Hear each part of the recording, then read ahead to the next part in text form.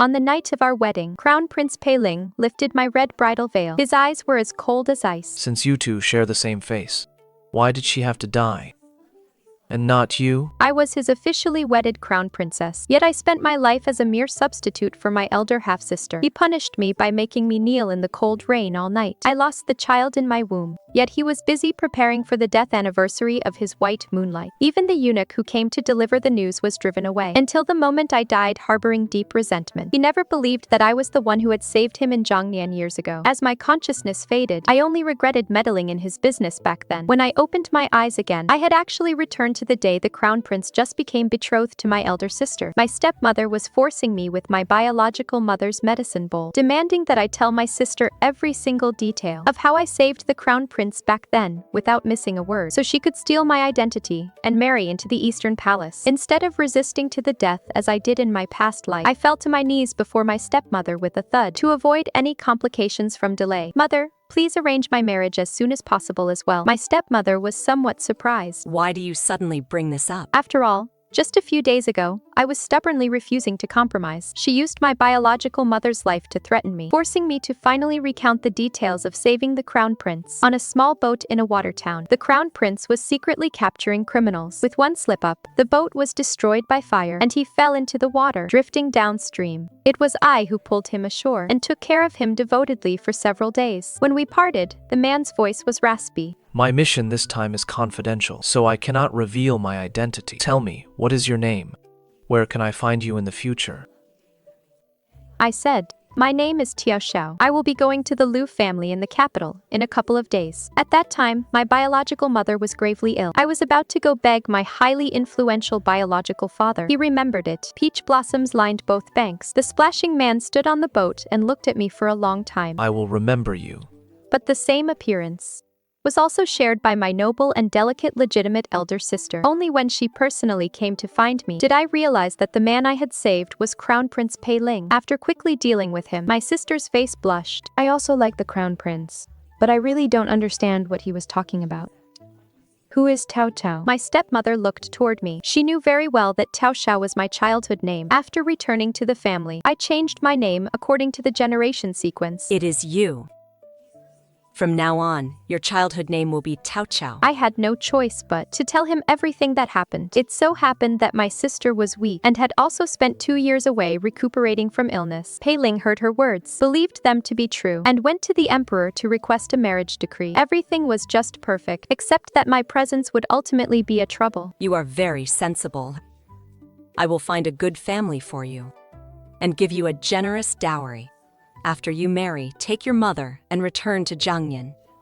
I let out a long sigh and softly replied with an agreement. My marriage had to be arranged quickly. First, while I remained in the city, my stepmother simply could not rest easy. Second, my sister had only a few months left before she would succumb to her illness. She had been weak and sickly since childhood and was overly sensitive. Latter, she gave her whole heart to Pei Ling. The better Pei Ling treated her, the more anxious she became, terrified of exposing any flaws. She lived in constant fear every day, until a single cold left her bedridden. After my sister passed away, Pei Ling was devastated for several months. My biological father didn't want to lose such a great son-in-law. As the crown prince, seeing that I resembled her closely, he pushed me forward in her stead. The crown prince is so stricken over your sister's death. It would be wonderful for you to comfort him and ease his longing. But he was dead wrong. Pei Ling thought I was deliberately imitating my legitimate sister, believing I was too calculating. He thought I was trying to get close to him on purpose, dreaming of climbing the social ladder. As time went on, he grew to utterly detest me, even though, for the sake of this face, he finally agreed to marry me. There was absolutely no affection in it. On our wedding night, the ceremonial scale lifted my red bridal veil. He stared at me for a moment, then let out a cold, mocking sneer. The woman I wanted to marry is dead. Yet you are still alive. Since you look so much like her, why was she the one who had to die? Why wasn't it you? He carelessly tossed the red cloth aside and threw the scale to the ground. That night, he covered my eyes, forbidding me from looking up at him, and even more, forbidding me from making a sound. After enduring months of cold neglect, I summoned the courage to ask him, "What if I told you that the one who saved you back then was me? And Tiao Tiao is also my name." However, while the living can still be confronted, the dead had already become flawless in his heart. Besides, after 3 years, those memories had grown somewhat blurry. When I spoke of it, it wasn't actually much more detailed than what my sister had told him. When Pei Ling heard this, his brow furrowed deeply. He swept the scrolls off the table. As things crashed to the floor, it felt as though a violent storm had erupted. His voice was freezing cold. It is bad enough that you enjoy wealth and honor, just because you look a bit like her. Now you even want to steal the things she did.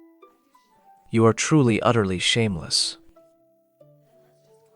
That day, I was punished by being made to kneel on the steps. A light rain drizzled down, with people coming and going, but no one dared to look up at the disgraced crown princess, and no one dared to come over to hold an umbrella for me. I was completely drenched, collapsing on the steps in exhaustion. From head to toe, I was chilled to the very core of my heart. That was when I miscarried my child.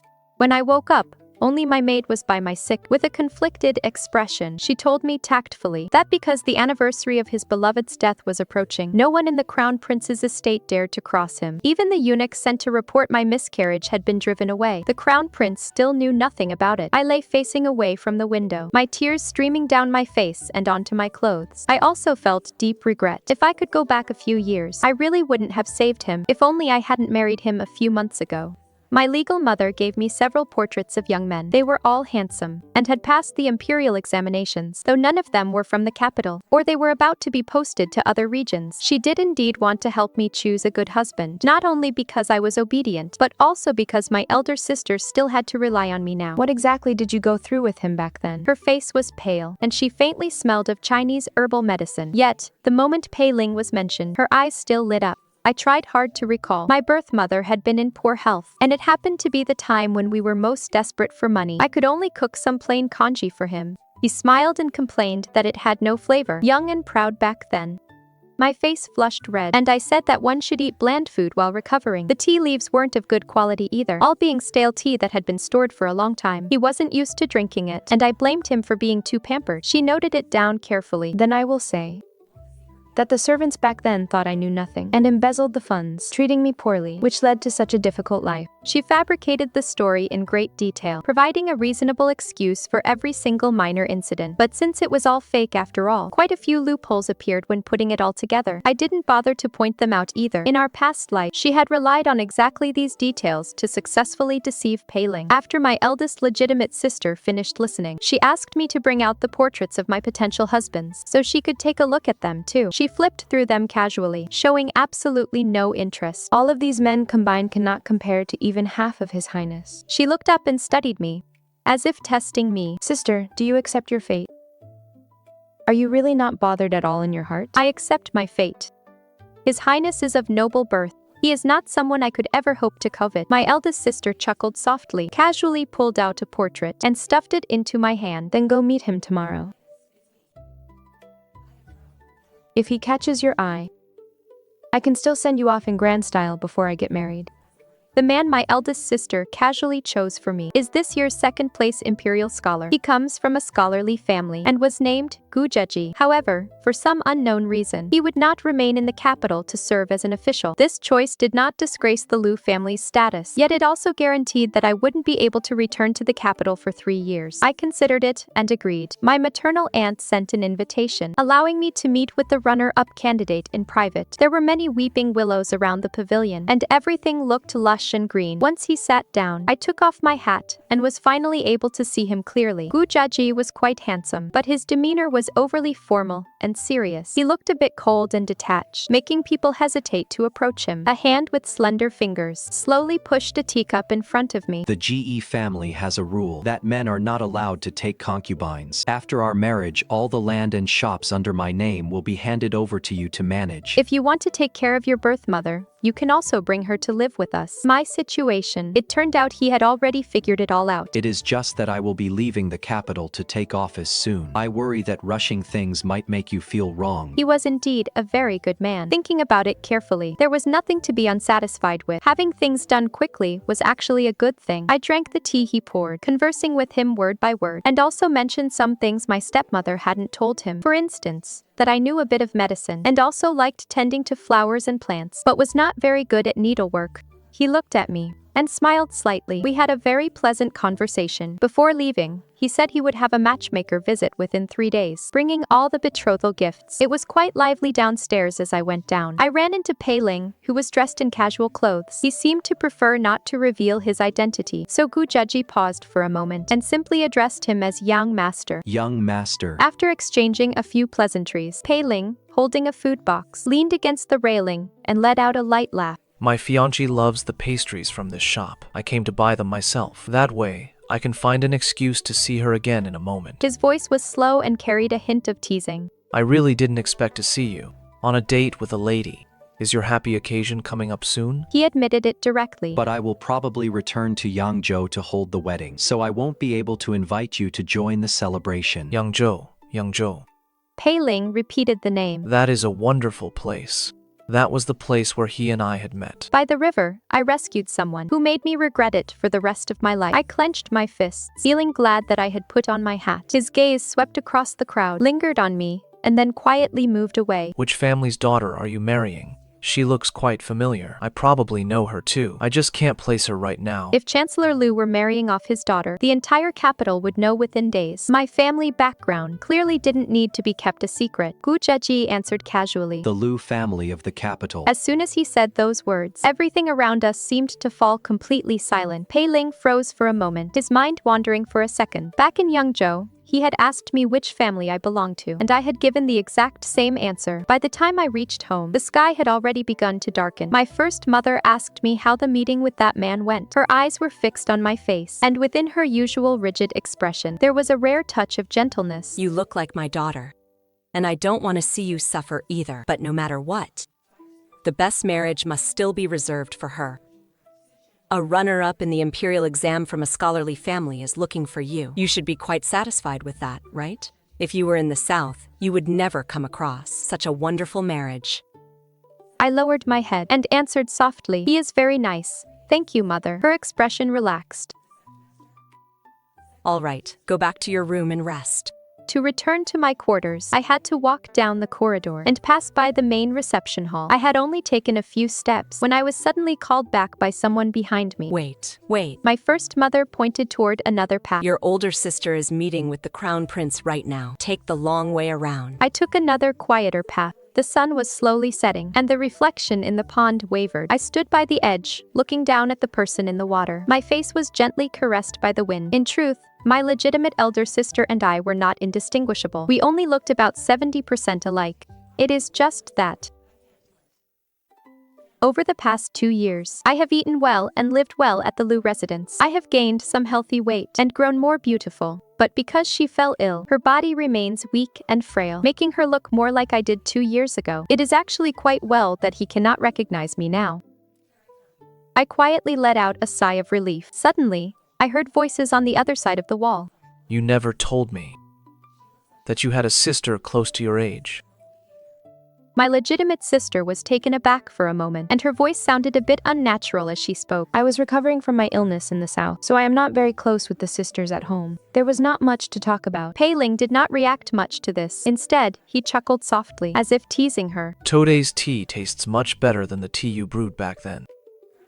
My sister grew shy, speaking in a soft, quiet voice. Back then, I did not know any better, and was cheated by others. That stale long-kept tea was all I had left. Her lie was spun quite seamlessly. I did not wish to hear any more, so I kept my head down, staring at my feet, and quietly slipped away without a sound. As night fell, the lanterns in the estate were lit. Pei Ling had already departed long ago. I attended to my birth mother, helping her take her medicine, and then assisted her to lie down and rest. She had been ill for some time, and rarely asked about external affairs. But a matter as grand as the crown prince proposing to his savior was bound to reach her ears eventually. Tiao Tiao, did my illness end up dragging you down? I know very well that you were the one who pulled him out of the water. The current was so rapid back then, yet you were the only one brave enough to jump in and save him. It kept me worried and frightened for days. I reassured her, telling her that I was not dragged down at all. In my past life, I understood that my low status and the endless obstacles meant there was no hope, so I completely gave up the idea of revealing myself to him. He was not the only person I had ever saved, and I never intended to use that act of salvation to elevate my social standing. Later, although I realized he loved deeply, I also understood that he loved looking for substitutes and would lash out at innocent people. We were simply not a match. Therefore,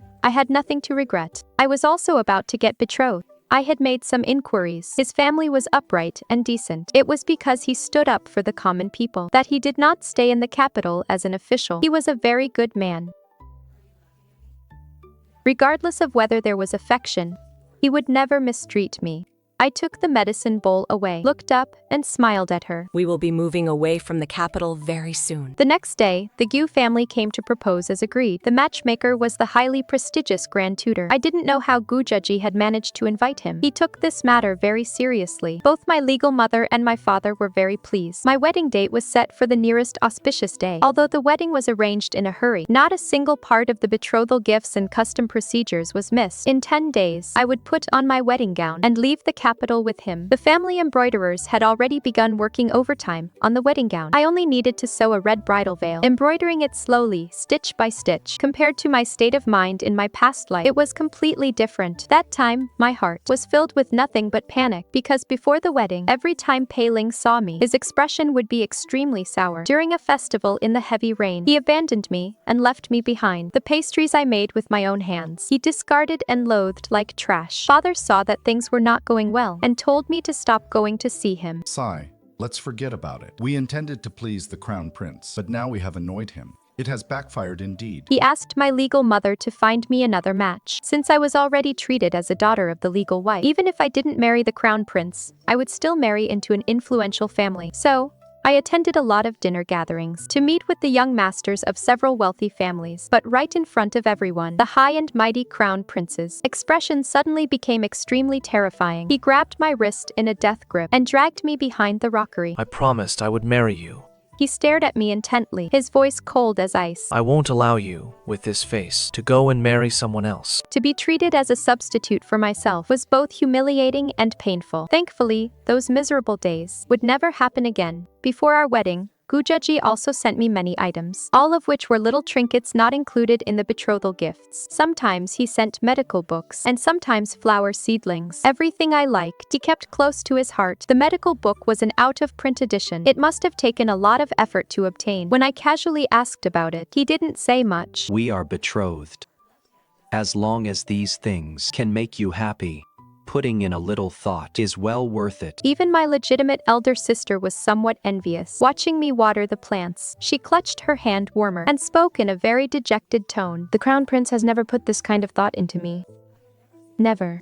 In this lifetime, he remembered her preferences. In the previous life, after she died, Pei Ling grieved for a long time, wearing mourning clothes for several months, and made an exception to bury her with the rights of a princess. No matter how you look at it, that could be considered a form of favoritism. I don't like sweets at all. Yet, he sends pastries every single day. I don't like green yet.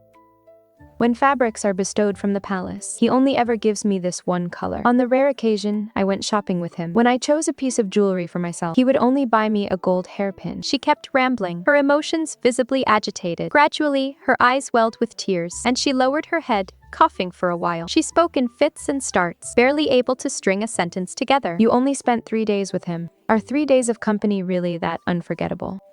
At times like this, talking too much only leads to mistakes. I remained silent for a moment, only saying, "You like the crown prince. No matter what, you've fulfilled your wish." Yes. She pursed her lips, her expression full of melancholy, not looking happy at all. Even if I have to pretend for the rest of my life, I will still be the crown princess. 3 days before my wedding, someone sent me an invitation, asking me to gather one last time. During my 2 years in the capital, I had made a few friends. Since we would be parted for many years, I was truly reluctant to leave, so I agreed. We rowed a boat to the middle of the lake to drink tea and chat casually. As the boat was about to dock, my friend looked up toward the distance in surprise. Only then did I notice someone looking down from a small building on the shore. The young man beside Gu Zhezhi gave him a nudge. Zhezhi, that seems to be your fiancé. Pei Ling spoke lazily. She and the Lu family have kept her so well hidden. How did you recognize her? Gu Zhezhi smiled faintly and reached out, intending to close the window. It is her. Let's not disturb her. The Liu family didn't hide her. This is the second young lady. She was raised in the south and only came to the capital 2 years ago. The crown prince was busy with official duties before and didn't know, but we have all met her. Come to think of it, she looks quite a bit like her elder sister. At that time, everyone thought they were biological sisters. Pei Ling was slightly taken aback. How much do they look alike? About 70 to 80%, and neither of them like to go out. At first, some foolish people couldn't tell them apart and had to rely on their clothes. I remember the eldest sister loved wearing light blue, while the second sister loved wearing green. A hand reached out and closed the wooden window, blocking out the faint voices from inside. I held my hat steady and got into the carriage, my palms breaking out in a thin sweat. After bidding farewell to my friends that day, the invitations sent to the Liu family began to pile up. They were all invitations for me, some from former casual acquaintances, others from wealthy noble ladies, and even some from those imperial relatives who had once looked down on my status as an illegitimate daughter. With a forced smile on her face, my legitimate mother politely declined them all on my behalf. It wasn't that she didn't know the etiquette, but with the wedding just around the corner, there was simply no time to spare. Fortunately, the schedule was very tight. On the day of the wedding, Gu Zhezhi came to receive the bride wearing his red bridal robe. As the crowd gathered to watch the excitement, no one expected Pei Ling to be mingling among them. His brow was slightly furrowed. The two of us became brothers when we met in Yangzhou 2 years ago. Back then, I had someone in my heart. I told you, when I married her in the future, I'd invite you for a drink, and you promised to invite me when you got married. Since you're going to be an official elsewhere, I won't be able to drink your wedding wine. So letting me catch a glimpse of what the bride looks like isn't asking too much, is it? The onlookers thought the crown prince was just joking, and the children on the street joined in, chanting, "Show us the bride! Show us the bride!" Before stepping into the bridal sedan, I let him have a look from afar through the red veil, so as not to break protocol. But Pei Ling said, Lift the veil. These words were drowned out by the festive music, but those nearby still heard him clearly. No one expected him to be so persistent and clingy, showing such a lack of propriety. Gu Zhezhi's tone turned cold. Crown Prince, this is my wife. I will not tolerate such an insult. I bit my lip, catching a glimpse of my legitimate elder sister's green skirt out of the corner of my eye. Crown Prince. She was somewhat annoyed, and her voice lacked its usual sweet, delicate tone when she spoke. On such a joyful day, please do not embarrass my sister. Since she had spoken up, Pei Ling remained silent for a long time, finally bowing his head. It was my offense. After the ceremony was over, I left the capital with Gu Zhezhi. We took a boat south to Yangzhou for his new post. When he first took office, he was overwhelmed with trivial matters and slept at his office on many occasions. It wasn't until nearly 2 months after our wedding that we finally consummated our marriage. By then, he and I had already become very familiar with each other. We ate and lived together, slept in our clothes at night, and went out for excursions on his rest days. Sometimes, when passing something to him, I would accidentally brush against his hand, and my face would always blush for some inexplicable reason. Gu Zhezhi carefully lifted the red veil with a wooden scale rod. His face was slightly flushed, illuminated by the red candle. Honey, His voice was exceptionally pleasant, laced with a gentle smile. when we are alone in the future, how should I address you? I was taken aback for a moment. My full name is Liu Yunpei, which people have called me for 2 years, but I did not like it at all. My mother had given me a beautiful name. Tiao Tiao. The bright moon is far, far away. The cowherd star is far, far away. It was a name associated with the stars and the moon. Regrettably, during my time in the capital, it had long since fallen out of use. My throat felt a little dry. Just call me Tiao Tiao, alright? He slowly set down the scale rod. His response caught me a bit by surprise. I agreed instinctively. It was a long night. His movements were gentle as he held my sweaty self in his arms and talked a great deal. This made me realize that we must have crossed paths before. The first time, his mischievous younger brother accidentally lost a keepsake left by their late mother, and I happened to find it. The second time, when Pei Ling was in trouble, he accompanied his father to assist and stepped into my small courtyard for the first time. It was just that each time, I had never noticed him. When I was anxious to find someone, fate worked out just in time to bring me back together with him. My life in Yangzhou was very pleasant. This was my hometown where I grew up. With plenty of money on hand, I hired excellent physicians, seeing me happy and cheerful every day. My mother was also in good spirits, and her health gradually improved. The unexpected happened right around this time. I received a letter from the capital. It was written by my legal mother. Pei Ling had grown suspicious after all. He invited my older half-sister to the palace to look at the lotuses by the large pond. Pei Ling was suddenly summoned by the empress, leaving behind my older half-sister and the 7th prince, who insisted on tagging along behind them. The 7th prince was Pei Ling's biological biological younger brother. He was young and mischievous. While chasing a flying insect, he fell into the water. He thrashed about, crying for help. Help! My older half-sister was completely at a loss. In a cold sweat, she froze for a long moment before lifting her skirt to call for help. Guards. But when those who could swim arrived, the seventh prince was no longer thrashing. He easily climbed out of the pond and onto the bank. She understood everything then. Pei Ling was testing her. It wasn't that I refused to save him, but my health has worsened over these past 2 years. The physician warned me not to touch cold water at all. Huff. When she and I first met, the snow was melting in the south, and the current was incredibly fierce. It wasn't just a matter of touching cold water. Without a single thought, he jumped right in. He spoke these words with absolute coldness and finality, leaving no room for reconciliation. Clearly, there were no flaws left in my act. Why did you have to test me? Pei Ling closed his eyes, his face grim. Because when I was with her, I only wished the rescuers would arrive slower. Being with you makes me highly uncomfortable. My legitimate sister's betrothal was called off, and she lost all face. After returning home, she fell gravely ill and planned to leave the capital to recuperate. My legal mother's heart was in deep conflict. She wanted to blame me, yet I had already risked my life to help her daughter. In the end, she could only blame Pei Ling for being so outspoken, even if he doesn't marry my daughter. Will he really get what he wants? The best thing I ever did was to marry you off quickly. I put the letter away,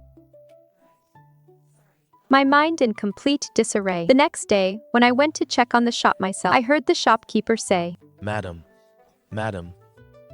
he placed a massive order and said he wishes to see you.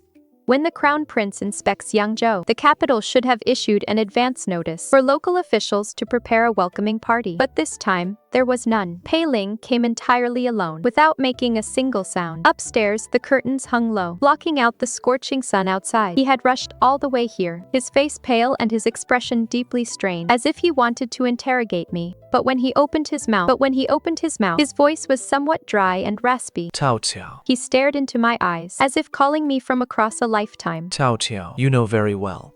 I love you. I insisted on marrying you. Why did you keep hiding from me? You even told Lu Yunyao about those minor things, helping her trick me. I said, I do not want to marry you. His expression froze for a moment, as if he could not believe it, and his eyes slowly turned red. Back then, you and I had a great conversation right here. You clearly had feelings for me. I am the crown prince of the dynasty. Wealth, power, and devotion. I can give you all of them. What exactly displeases you? I knew that back when my legitimate elder sister was his fiancée, everyone in the capital knew how much he doted on her. But during those years when I was the crown princess, I had nothing. Everyone mocked me, saying I stepped over my dead sister to climb to the top. But back then, I had truly given up all hope. I had long planned to have nothing to do with him ever again. Yet he was the one who insisted on marrying me, all while refusing to believe that I was the one who had saved him. I do not care for any of that. I shook my head, my voice remaining quite calm. I have no feelings for you, and I want nothing to do with anything related to you. He still could not understand how he had offended me to make me speak so resolutely. The light slowly faded from his eyes. A tear fell, and in a raspy voice, he hesitated to speak. Your Highness, I am now a married woman. It is not appropriate for me to stay. Not wanting to argue further with him, I turned and walked away. I slept very fitfully that night, sometimes dreaming of the cold and indifferent Pei Ling from my past life. Sometimes I saw myself on the sickbed, lonely and pitiful. I woke up in a panic in the middle of the night. Gu Zhezhi smoothed my hair, which was wet with sweat. He took me into his arms. He paused for a moment and spoke in a low voice. Who on earth did you meet during the day to be frightened like this in your dream? I snuggled closer to his chest, not knowing how to bring it up. Before I could say anything, his subordinate rushed in anxiously. My lord, something has happened. It is a matter of life and death. Gu Zhezhi dressed very quickly and got up. He squeezed my hand as if to comfort me, his movement gentle. I will go take a look and be right back. I'll have your maid come keep you company first. I couldn't sleep anyway, so I simply lit the lamp, leaned against the headboard, and flipped through a book. After staying up all night, I finally heard some rumors at broad daylight. The crown prince had quietly come to Yangzhou. No one knew why, but he was in an extremely bad mood. He drank heavily on a pleasure boat all night long, while standing at the bow to feel the breeze. He was so terribly drunk that he fell headfirst into the river. Someone jumped into the water to rescue him. Seeing his luxurious clothing, Passers-by thought he must be a high official and quickly reported it to the patrolling officers. This terrified the prefect. The prefect was from the capital and recognized the crown prince. At that moment, he was so frightened that he nearly lost his wits. He hurriedly summoned physicians and ordered everyone to get up to prepare to receive his highness. The crown prince remained unconscious for 4 hours. Upon waking, he specifically asked for Lord Gu. When he finally spoke, his face was extremely grim, and he said only one sentence: Give her back to me. This baffling statement made no sense to anyone nearby. They only saw Lord Gu's cold face as he accepted the challenge without any politeness. She is a person, not an object. How is she to be returned? And who has the right to return her? It wasn't until sunset that Gu Zhezhi finally returned. He had stayed up almost the entire night and was exhausted. He closed the doors and windows tightly, rested his head on my lap, and closed his eyes. My mind was in a mess, and I asked in a low voice, "Did the crown prince make things difficult for you?" No. He murmured, gently rubbing his cheek against the palm of my hand. His voice sounded a bit muffled as he spoke. He was completely drunk, went on a mad rant, and spoke a bunch of nonsense. I replied softly, "Yes, I heard some rumors too." "No, that is not right." Gu Zhezhi opened his eyes and gripped my hand, tightly locking his index finger with mine with a bit of force. Not those rumors. This hasn't spread outside yet. His tone betrayed no emotion. He said you were once his crown princess. It turned out that after falling into the water, he also remembered the events of his past life. My breath caught slightly, and I felt a tightness in my chest. Then he has surely gone mad. Gu Zhezhi let out a couple of low, heavy chuckles. He was truly too exhausted, so he lay on the bed and slept for a while. It wasn't until evening that he got up to write official dispatches in the study. I didn't want to disturb him, so I ate dinner by myself. The next day, the prefect's wife invited me to her residence to view flowers. Everyone knew the crown prince was currently staying at the prefect's estate. I declined repeatedly, but the maid who came with the invitation grew flustered. She couldn't stop her tears from falling. If you don't come, no one in the entire household will have a single day of peace. Pei Ling has never been easy to talk to, nor is he someone who lets things go easily. Everything must be cleared up in person to make him give up once and for all. I closed my eyes. Fine, I will go. Tell him not to make things difficult for others. The crowd by the pond had completely dispersed. It was so quiet that only the sound of the wind blowing through the leaves remained. I sat in the pavilion and heard very light footsteps coming from behind me. Tiao Tiao. He reached out to touch my hand, but pulled it back. The man stood alone, with his back to the sunlight. His silhouette looked incredibly lonely. I have lived 2 lifetimes. And in both, you are the only one I have ever loved.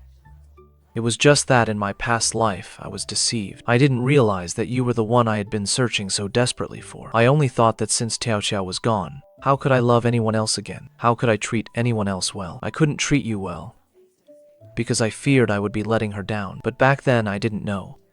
The one I didn't dare to love, and the greatest love of my life, were actually the same person. I whispered. I did tell you before. But unfortunately, I didn't believe you, because Lu Yanya was already gone by then. There was no way to investigate. I also had no way to test whether she knew how to swim. I only suspected deep down in my heart that you were trying to completely usurp her position. The wind rippled the surface of the water. He paused for a moment, his voice dry and hoarse. But is it really entirely my fault? If I had understood that you were Tiao Tiao, I would have married you no matter what. I would have given you everything, and we would have lived a perfect life together. But you also helped her deceive me. The reason I believed her was because you had told her everything. She wore green just like you did, imitated the way you spoke, and memorized all our memories together. Tiao Tiao, this is truly so unfair to me. By the end of his words, Pei Ling's tone grew increasingly agitated, bordering on a shout. I had no way out. I stared at him calmly. My mother was ill, and we needed money and a renowned physician. My stepmother could arrange all of that for me. Her only condition was that my elder sister take my place. The root of all this was that you recognized the wrong person from the very start. Everyone in the capital knows that while the crown prince married his savior, my husband still recognized me. But I recognize you now. I can give you everything. Back when I married you, the imperial relatives said you were just an illegitimate daughter, unfit for polite society. Yet I still bore the pressure and married you. Even now, the fact that you've been married is not an issue. I looked down at the flowers in the pond, speaking very slowly and clearly. You treated me so poorly in our past life. On the night I was forced to kneel in punishment, it wasn't until I started bleeding that I realized I had been pregnant. Since you still consider me your savior, then stop retaliating against me like this. A kid. I didn't know. He raised his head, tears already streaming down his face. His face as pale as paper, filled with the utmost regret. I gently caressed my currently flat stomach and spoke softly, but in this lifetime, the child has returned with a good father. I had dinner at the prefect's residence. Pei Ling sat stiffly at the table, his lips pale. During a brief moment of distraction with his head lowered, he crushed a wine cup to pieces, his palm covered in blood. The prefect was frightened out of his wits, and the house was thrown into a chaotic mess. As night fell and the lamps were lit, Gu Zhezhi, who had been sent away for the whole day, came in person to pick me up. He held a lantern, his face looking quite grim. Without sparing Pei Ling a single glance, his strong hands gently but firmly supported me. I've come to take you home. I climbed into the carriage and leaned softly against his shoulder. He was also feeling anxious inside, remaining silent for a long while, only taking off his overcoat to drape it over my shoulders. When he lowered his head to help me tie the straps, his eyes suddenly grew red. Do you still want me? Of course I do. I snuggled into his embrace, finding it somewhat amusing. He cannot compare to even a single hair on your head. Gu Zhezhi let out a relieved hum. Besides, my child cannot do without their biological father.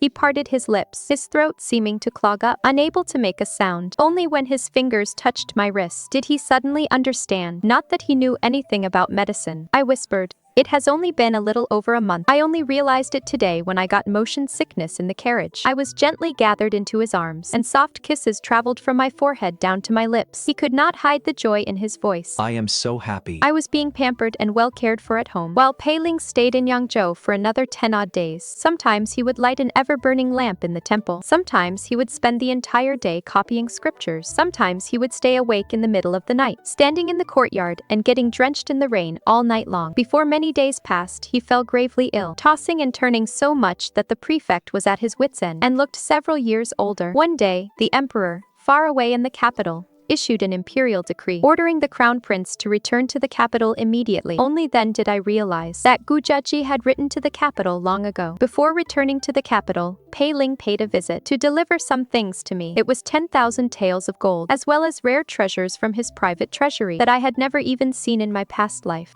Along with precious medicinal herbs. Still ill, he had lost a lot of weight, and his face was completely devoid of color. This is to repay you for saving my life. I used to be short of money, so I was indeed quite greedy. Since I well deserved this money, I accepted all of it. I only spoke a mere few words to him. Pei Ling returned to the capital. Not long after, an imperial decree arrived in Yangzhou from the capital. Because I had saved the crown prince, I was specially bestowed the title of county mistress, rather than a titled lady of the mandate. Gu Zhezhi smiled faintly. That is fine. I will earn the title of mandate lady for you myself. I gave the expensive medicinal herbs sent by Pei Ling to my mother. A few months later, she made a full recovery from her illness. She opened a medical clinic once again, just like before. She practiced medicine without any regard for the cost of the herbs. Thank you.